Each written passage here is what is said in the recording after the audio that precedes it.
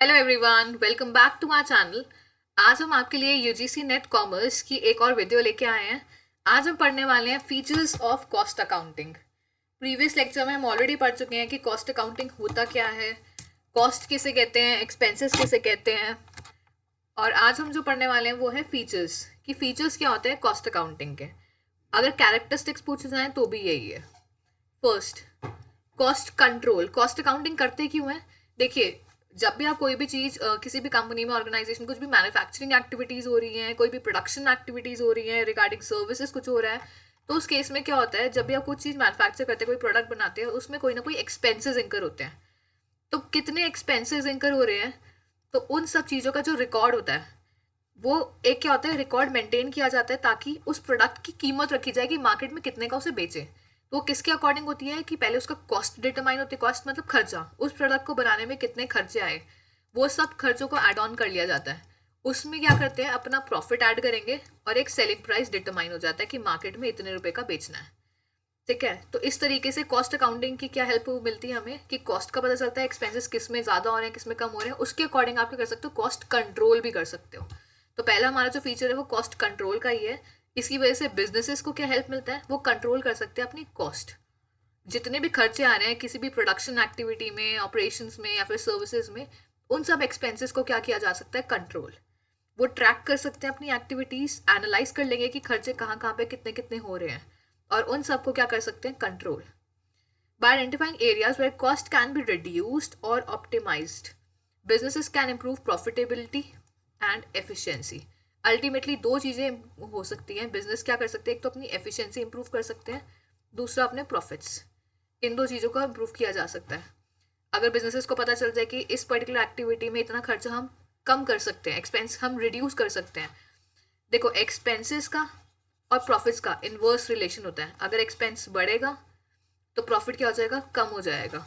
Where as अगर expense कम होएगा तो प्रॉफिट क्या हो जाएगा, बढ़ जाएगा। तो इसे इन्वर्स रिलेशन कहते हैं। कंपनी में जितने ज़्यादा खर्चे हैं उसके प्रॉफिट उतने कम। तो फर्स्ट फीचर तो यही हो गया कॉस्ट अकाउंटिंग का, cost control. Next, cost classification. This is another feature कि कॉस्ट को क्लासिफाई कर लेते हैं।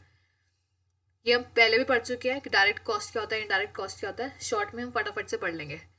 पहला है direct cost, directly attributable to production of goods and services, जो कि डायरेक्टली रिलेटेड होता है प्रोडक्शन से। कोई भी गुड्स हम बना रहे हैं, मैन्युफैक्चर कर रहे हैं, वो खर्चे जो कि डायरेक्टली उन प्रोडक्शन एक्टिविटी से रिलेटेड है। डायरेक्ट मटेरियल हो गया, डायरेक्ट लेबर हो गया, तो वो डायरेक्ट कॉस्ट होगी। इनडायरेक्ट कॉस्ट कौन सी होगी, not directly traceable to specific products, जो कि डायरेक्टली रिलेट नहीं हुए, डायरेक्टली ट्रेसेबल नहीं हुए, जैसे कि फैक्ट्री ओवरहेड्स हो गए, एडमिनिस्ट्रेटिव एक्सपेंसेस हो गए। ये फिक्स्ड कॉस्ट क्या होगी, जो हमेशा सेम रहती है, चाहे प्रोडक्शन इंक्रीज हो डिक्रीज हो, लेकिन वो कॉस्ट जो कि हमेशा क्या रहेगी, कांस्टेंट रहेगी, सेम रहेगी, चेंज नहीं होती। जैसे कि रेंट हो गया, सैलरी हो गया। अगर हर महीने आपका 10,000 रुपीज़ आपको रेंट पे करना है तो 10,000 ही पे करोगे, ना कम ना ज़्यादा। वेरिएबल कॉस्ट क्या हो गए, जो प्रोडक्शन के अकॉर्डिंग इंक्रीज या डिक्रीज होते रहते हैं, जो चेंज इन प्रोडक्शन के अकॉर्डिंग वेरी करते रहते हैं। जैसे कि रॉ मटेरियल हो गया, डायरेक्ट लेबर हो गया। जितना ज़्यादा प्रोडक्शन हुआ उतनी ज़्यादा आपकी रॉ मटेरियल का खर्चा हो गया, उतना ज़्यादा labour. When it can be another veg also. और सेमी वेरिएबल कॉस्ट क्या हुई, जो कि पार्टली फिक्स्ड होगी और पार्टली वेरिएबल। जैसे कि अगर आपका इलेक्ट्रिसिटी एक्सपेंस की अगर हम बात करें, अगर आप इलेक्ट्रिसिटी बिल्कुल भी यूज़ ना करो, कुछ ऐसा स्पेसिफिक एक्सपेंस है, कुछ अमाउंट तो है जो बिल आएगा ही आएगा, लेकिन अगर ज़्यादा यूज़ करो तो उसके बियॉन्ड क्या होता है, वो वेरी करता रहता है। So it is the nature of semi variable. Next पढ़ते हैं कॉस्ट अलोकेशन। कॉस्ट अलोकेशन का मतलब क्या हुआ, cost allocation involves allocation of indirect cost और ओवरहेड्स टू प्रोडक्ट्स, डिपार्टमेंट्स और सर्विसेज। जो भी आपकी इनडायरेक्ट कॉस्ट है उसको अलोकेट करना, बाइफर्केट करना, किस किस में, प्रोडक्ट्स में, डिपार्टमेंट्स को और सर्विसेज को। The process helps businesses understand the total cost of each product और service and determine profitability. Ultimately क्या होता है, इसको किस में हेल्प मिलती है, टोटल कॉस्ट डिटरमाइन करने में और प्रॉफिटेबिलिटी डिटरमाइन करने में हेल्प मिलती है। तो तीसरा हो गया कॉस्ट अलोकेशन। नेक्स्ट है cost planning and budgeting. Cost को प्लान करने में, जैसे कि स्टैंडर्ड सेट करना, स्टैंडर्ड सेट करना कि इस पर्टिकुलर प्रोजेक्ट में इतने का खर्चा आएगा। ये हुआ एस्टिमेटेड कॉस्ट, जिसको स्टैंडर्ड कॉस्ट भी कहते हैं, कि लगभग 1 लाख रुपए का खर्चा आएगा फॉर एग्जाम्पल, लेकिन जब एक्चुअल एक्सपेंस देखा तो खर्चा आया 90,000 रुपीज़ का। सोचा कितने था, 1 लाख रुपए का सोचा था, लेकिन खर्चा आया कितने का, 90,000 रुपीज़ का। तो अल्टीमेटली 10,000 का क्या आ गया, इन दोनों में 10,000 का क्या आ गया, डिफरेंस आ गया, वो वेरिएंस आ गया। तो पॉजिटिव हुआ या नेगेटिव, तो कॉस्ट प्लानिंग में हेल्प करता है। अगर आपने सोचा कि 1 लाख रुपए का खर्चा आएगा लेकिन 90,000 का खर्चा आया, खर्चा कम आ गया, तो आपके लिए जो डिफरेंस होता है वो वेरिएंस कहते हैं उसे। तो वेरिएंस आया 10,000, तो पॉजिटिव आया या नेगेटिव, वो आया पॉजिटिव, क्योंकि सोचा आपने ज़्यादा था खर्चा लेकिन खर्चा कम हो गया 10,000 से, तो दैट इज पॉजिटिव। तो इस तरीके से आप अपने प्लानिंग कर सकते हो, कॉस्ट की बजटिंग कर सकते हो कि इतना एक्सपेंस आ सकता है, इतना हो गया तो क्या करें, ज़्यादा खर्चा हो गया तो कैसे उसे कम किया जाए, एक्सीड ना हो प्री डिटरमाइंड लिमिट से, ये सोचना पड़ता है।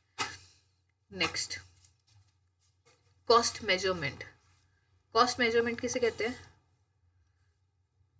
It measures both historical cost and standard cost. ये दोनों को मेजर करते हैं, हिस्टोरिकल कॉस्ट को भी, जो एक्चुअल कॉस्ट होती है उसको भी, और स्टैंडर्ड कॉस्ट को भी मेजर करना कि कोई भी डिफरेंस है। जो बेंचमार्क आप सेट करते हो कि आप इतना लगभग इस पर्टिकुलर प्रोजेक्ट में इतना एक्सपेंस आ सकता है, तो अल्टीमेटली जब आप एंकर करोगे तो उसको क्या करो, कंपेयर करो, comparing the actual cost and the expected cost and identifying variances. तो मेजर करने को इंपॉर्टेंट डिसीजन मेकिंग में हेल्प करता है कि कॉस्ट अकाउंटिंग आप किस तरीके से आप डिसीजन ले सकते हो, मैनेजमेंट को बहुत ज़्यादा हेल्प करता है, ताकि प्राइसिंग कैसे रखें वो अपने प्रोडक्ट की, प्रोडक्ट मिक्स कैसे रखें, आउटसोर्सिंग कैसे करें, कोई ऐसा अनप्रॉफिटेबल सर्विस या प्रोडक्ट है तो उसे बंद किया जा सके, वो सब डिसीजन लेने में हेल्प होता है।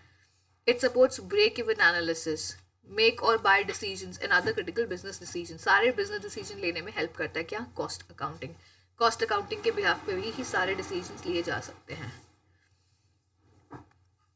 Cost analysis, cost accounting involves analysing cost behaviour, कि कॉस्ट के बिहेवियर को एनालाइज करो, such as how cost change with variations in production levels, sales volume and other factors, कि किस तरीके से कॉस्ट चेंज आएगी, वेरिएशन कैसे आएगा, प्रोडक्शन बढ़ रहा है कम हो रहा है, सेल्स बढ़ रही है कम हो रही है, तो अल्टीमेटली कॉस्ट पे क्या इम्पैक्ट पड़ेगा।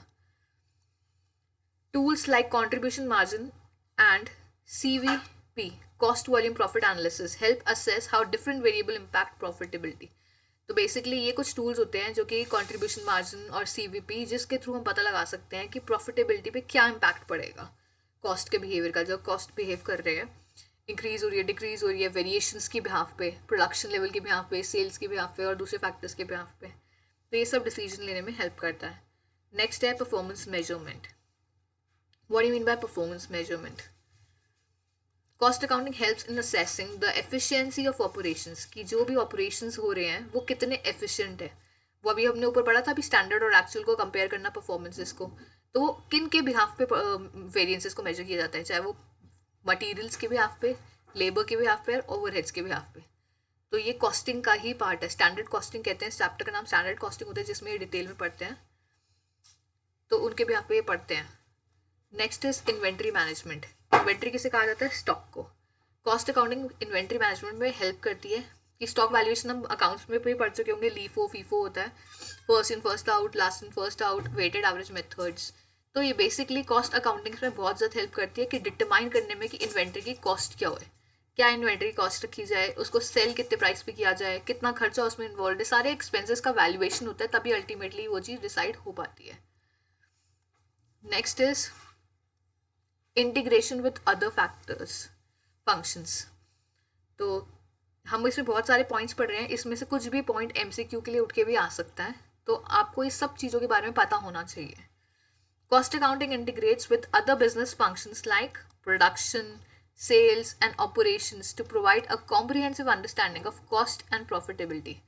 It collaborates with financial accounting and management accounting to ensure consistency and accuracy in financial reporting.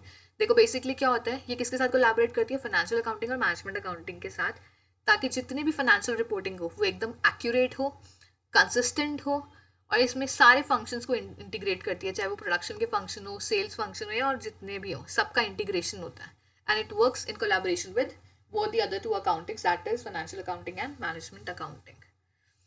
Next, focus on efficiency and waste management. किस चीज़ पे फोकस करती है ये, efficiency और waste management पे फोकस करती है।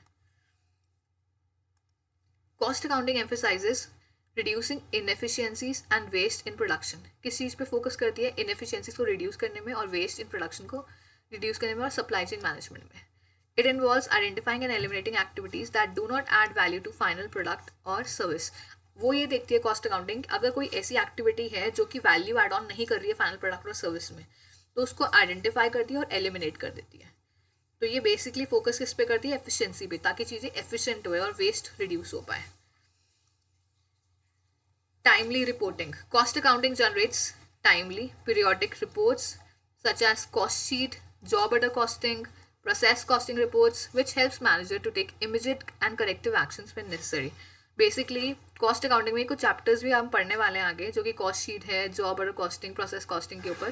तो ये सब क्या होती है? रिपोर्ट्स जनरेट होती हैं इन सब चीज़ों की, और ये हेल्प करती है मैनेजर को इमीडिएट एक्शन लेने में, स्ट्रैटेजीज फॉर्मुलेट करने में, और करेक्टिव एक्शंस, अगर उन्हें लग रहा है कुछ भी गलत हो रहा है तो इमीडिएटली करेक्टिव एक्शंस लेने में हेल्प करती है. Next, use of technology. Technology का use. Modern cost accounting relies on advanced tools like enterprise resource planning ERP system. आजकल के जितने भी ERP systems हैं, अकाउंटिंग सॉफ्टवेयर है, डाटा एनालिटिक्स है, तो बेसिकली क्या करते हैं? चीज़ों को ऑटोमेट कर देते हैं, कॉस्ट को ऑटोमेट कर देते हैं, ट्रैकिंग में हेल्प करते हैं, इंप्रूव करते हैं एक्यूरेसी ऑफ डेटा कॉस्ट. तो बेसिकली कॉस्ट अकाउंटिंग आजकल क्या यूज़ कर रही है? टेक्नोलॉजी का यूज़ कर रही है, उसमें फोकस कर रही है, जो कि ERP सिस्टम, अकाउंटिंग सॉफ्टवेयर वगैरह हो गए. So this is another important feature. Next is emphasis on profitability. The main objective of cost accounting is to assess and improve profitability by ensuring that costs are properly controlled. सबसे important feature क्या हो गया? Improve करना profitability का, किस तरीके से profits को बढ़ाया जा सकता है. Cost को control करेंगे, cost अगर कम होगी तभी तो profit ज़्यादा होंगे. तो ultimately इसी के थ्रू वो देखेंगे कौन से product और services profitable हैं, कौन कौन से discontinue किए जा सकते हैं, अनप्रॉफिटेबल प्रोडक्ट्स कौन से हैं उसको बंद करे जा सकते हैं, और कैसे प्रॉफिट इंक्रीज किया जा सकता है. Flexibility. Cost accounting methods can be customised to suit the unique needs of business. For example, a company can choose between job order costing, process costing, activity based costing, depending upon nature of its operations. तो basically cost accounting क्या बहुत ज़्यादा flexible है, as per the unique needs of the business. वो change कर सकते हो आप, कुछ भी आप उसमें चेंज ला सकते हो इमीडिएटली. आप चूज कर सकते हो कि आपको अपने बिजनेस के लिए जॉब ऑर्डर कॉस्टिंग ज़्यादा इंपॉर्टेंट लग रही है, बेटर लग रही है, या प्रोसेस कॉस्टिंग, या फिर एक्टिविटी बेस्ड कॉस्टिंग. तो आप उसके अकॉर्डिंग कुछ भी चूज कर सकते हो और कंप्लाई कर सकते हो. So these are the important features of cost accounting. आज जो हमने पढ़ा है, ये सारे फीचर्स पढ़े हैं कॉस्ट अकाउंटिंग के बारे में. कोई भी क्वेरी हो, कोई भी क्वेश्चन हो, you can write down in the comment section. So these are very important features that we have studied today. आगे के भी हम पढ़ने वाले हैं, वो हम नेक्स्ट लेक्चर में पढ़ेंगे. आगे की details management accounting, cost accounting की और फाइनेंशियल अकाउंटिंग की. That's it for today. अगर आपको हमारी वीडियोस पसंद आ रही है तो इसे लाइक, शेयर और कमेंट करना ना भूलें. अगर अभी तक आपने हमारा चैनल सब्सक्राइब नहीं किया है तो हमारे चैनल को सब्सक्राइब कर लीजिए, बेल आइकन प्रेस कर लीजिए, क्योंकि आप बेल आइकन प्रेस करेंगे हमारी जितनी भी वीडियोस अपलोड हो रही है उसके डायरेक्ट नोटिफिकेशन आप लोगों को मिलते रहेंगे. UGC नेट की अगर आपको और वीडियोस देखनी है तो हम हमारी प्लेलिस्ट में जाके देख सकते हैं. सारी वीडियोस हम लोगों ने अपनी प्लेलिस्ट में अपलोड कर रखी है. Okay, that's it for today. See you in the next video.